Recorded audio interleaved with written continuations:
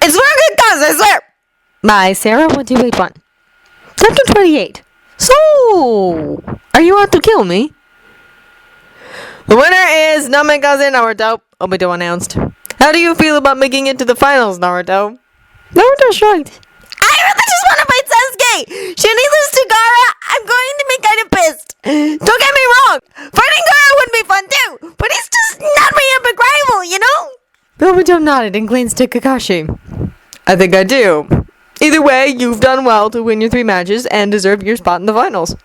Not that I disagree or anything, Naruto began cheerfully, because I totally think I should be in the finals. But was that last match really that big a deal? I mean, I wasn't actually fighting anyone. Which is why, if you had lost, you wouldn't have deserved to be in the finals or ever make Chunin. Ever, Obito explained. Well, yeah, but what would happen in that case? Would whoever won the next fight have a bye for the finals? Or would that match automatically be the finals? Naruto queried. You know, I don't know, Obito confessed. Fortunately, we do not need to worry about that, seeing as how you've proved successful in your fight against the elusive Bai. Seriously, you're having way too much fun with this, Naruto said bluntly. What am I supposed to do? Obito demanded. Just stand here and stop you guys from cheating too obviously or killing each other unnecessarily. That does sound like the job description for exam proctor, yes! Naruto agreed. Well, too bad. Those are really more like guidelines anyway, Obito insisted. Now hurry up and go back to your friends. It's time for Sasuke to go up against Gaara. What are you writing? Kakashi asked, watching the Kazekage scribbling furiously on a piece of paper. It's now the second match of the semi-finals, the Kazekage explained. By now, we've all gotten a pretty good idea of who should advance and who should try again in 6 months. I'm just making my recommendations and listing my reasons why, or why not. There are still 2 more matches, though, Minato pointed out, and given that they are between Sasuke and Gaara, and then the winner of that fight against Naruto, I'm sure they'll prove to be spectacular. True, the Kazekage allowed, but I can always edit my recommendations later. I'm just trying to get it all down while it's still fresh in my mind. There, done. The Kazekage folded the paper into 4ths and held it out to Kakashi. Will you hold on to this for me?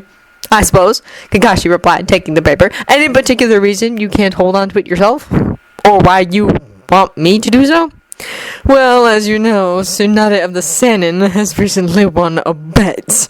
I have not ever met her personally, but her reputation precedes her, and should the cataclysmic disaster that usually follows anything that could reasonably be considered good luck for anyone else occur before this exam's new tunings are decided upon, I do not wish to see all the time and effort I put into my choices go to waste, Kazekage explained.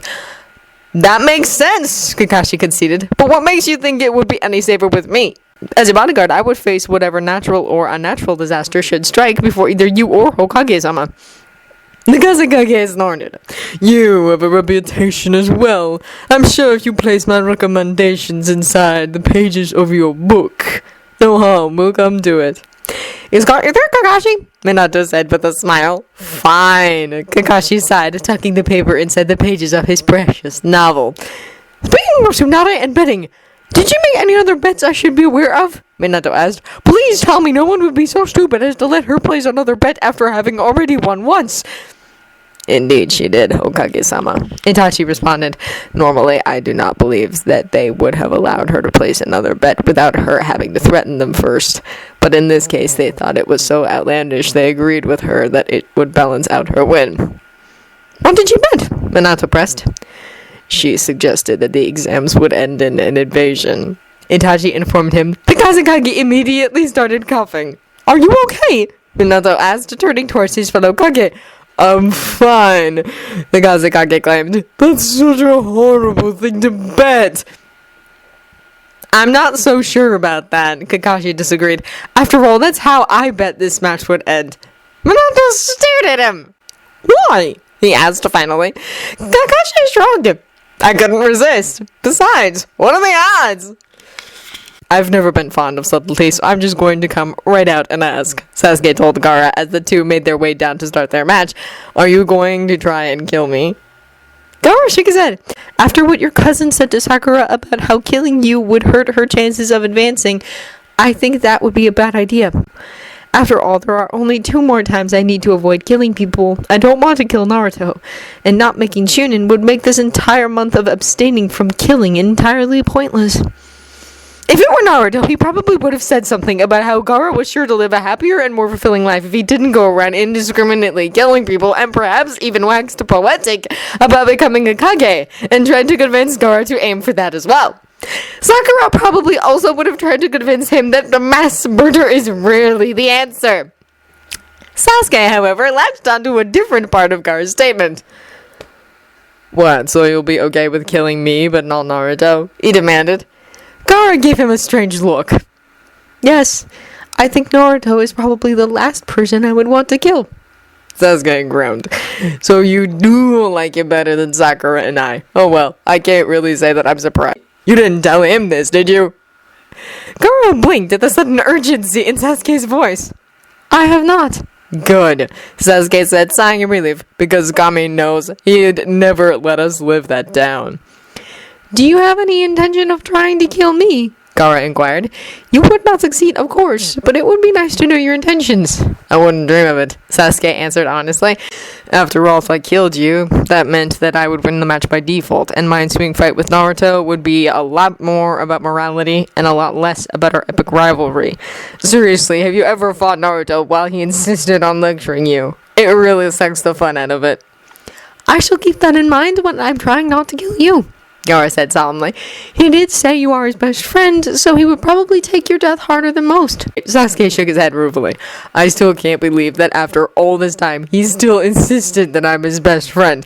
Just because I called him my best friend right before trying to kill him is no reason to... You are his best friend because you said so right before trying to kill him? Gaara asked, confused. Realizing that line of thinking would not end well, Sasuke quickly amended his previous statement. I was having some issues, and we mostly were already best friends. We just had yet to verbalize it. Naruto's different from other people, and so that wouldn't work on them. It wouldn't even work on Naruto anymore since I got there first, and he only has enough room in his life to obsess over one best friend. Gaara didn't reply as they'd finally reached Obito. Are you two ready for your epic but better not end in Sasuke's death match? Obito asked them. He appeared to be waiting for a reply, and since Gaara didn't seem particularly inclined to give one, Sasuke stepped up to the plate. Apparently that was good enough for Obito, for his next words were, Ready? Begin! Immediately, sand began to rise from Gaara's gourd. Sasuke, knowing full well Gaara could outweigh him, decided to start things off by throwing a pair of shuriken at the future Kazekage. As predicted, a wave of sand rose up to block the blow to Gaara's head as the boy didn't move an inch. Not content to just let the shuriken fall harmlessly to the ground, the sand shield became a sand clone with Sasuke's shuriken clenched in its fist. Long-range attacks were very, very rarely any good against Gaara, so the best thing to do was move in. Of course, the sand clone wasn't about to let that happen and moved forward to stop him. Sasuke aimed a high kick at the clone's head, which it blocked with its arm. Of course, being made of sand meant that the hand came right off, but quickly reformed. Annoyed, Sasuke made sure to punch straight through it on his next swing and quickly continued to Gaara. The sand shield rose up to protect him, so Sasuke moved around to the back and punched Gaara in the face, which was something he'd been meaning to do for years. Sure, Naruto claimed Gaara wasn't really trying to be his new best friend, but Sasuke had remained unconvinced and never let it be said that he wasn't possessive. Gaara blinked in shock, but came to his senses quickly enough and clambered to his feet. He was just forming his sand shield around him again when Sasuke chose to press his advantage and delivered a powerful kick to the throat which sent the other boy flying backwards. Kami knows that if he had kicked a civilian in the throat at that speed and with that level of force, he'd have an inquest to deal with, so it was fortunate that it was nothing more than a mild inconvenience for a ninja. When Gaara got to his feet again, he quickly called his sand to him, and it began to form a shield completely around him. Sasuke eyed the sand dome and tried to remember if he'd seen it before as he punched it experimentally. It was hard as a rock. Sasuke really didn't know what he was trying to accomplish. Granted, Sasuke couldn't win if he couldn't get to Gaara, but it's not like Gaara could get to him when he was nestled in that sand cocoon. Surely he wasn't about to transform, was he? He really didn't have a great deal of control over that from what Sasuke remembered. That was part of why he'd been so homicidal in the first place. Still, letting Gaara finish whatever he was doing would probably fall squarely in the category of not good, so Sasuke decided to use his signature move. He moved to the edge of the arena and then ran straight back at Gaara. This time, when he punched the sand barrier, he used the Chidori. "This fight's boring!" Naruto complained. "Gaara hasn't even tried to crush Sasuke once!" "Well, that usually ends in death, so we should be glad that he seems to be avoiding that," Sakura told him. Naruto glanced over at her. "Does this mean you're no longer out to kill him?" Sakura shrugged. "Besides, Gaara's worked really hard to meet his MSR. "Yeah, I guess." Naruto trailed off as he let his eyes roam around the stadium, searching for something more interesting. His eyes widened in horror. No! What's wrong? Kiba asked absently. "People in the crowd keep falling asleep. I'd say half of them are out of it already. Either they agree with me that this is boring or someone put a genjutsu on them," Naruto announced. "Why would anyone put a genjutsu on the crowd?" Temari asked. "I mean, if something's happening, civilians aren't going to be doing anything but getting in the way." "Oh, Kami!" "What?" Shikamaru asked, forcing himself to pay attention now that it seemed like something underhanded was going on. "Gaara's impenetrable defense was just penetrated," Temari finished, a little lamely. "There's no such thing as an impenetrable defense," Naruto lectured. "If you apply enough force and or speed, it will crack." "But this has never happened to Gaara before," Temari said, her eyes wide. "Well, he's never come up against the Chidori before," Sakura replied. "Why isn't Kankuro up here?" Temari demanded. Shikamaru shrugged. "There's no reason for him not to be. Ino was up here to yell at me earlier, and Kiba, Sakura, you, and I haven't felt the need to leave since we lost." "Why do you need Puppet Guy?" Kiba asked. "Because then I could have someone to freak out with about the fact that a giant, distinctly non-human arm just emerged from Gaara's sand shield and tried to smash Sasuke!" Temari exclaimed. "I'll freak out with you," Naruto said magnanimously. "It would probably be more interesting anyway. I probably understand what happens during a transformation better than anyone here anyway." "That would be nice, thank you," Temari said. "I always feel foolish freaking out alone." Suddenly, the sand melted away to reveal Gaara, looking completely human but clutching his arm. "What did you do to me?" he demanded. "I made you bleed," Sasuke replied casually. "It happens."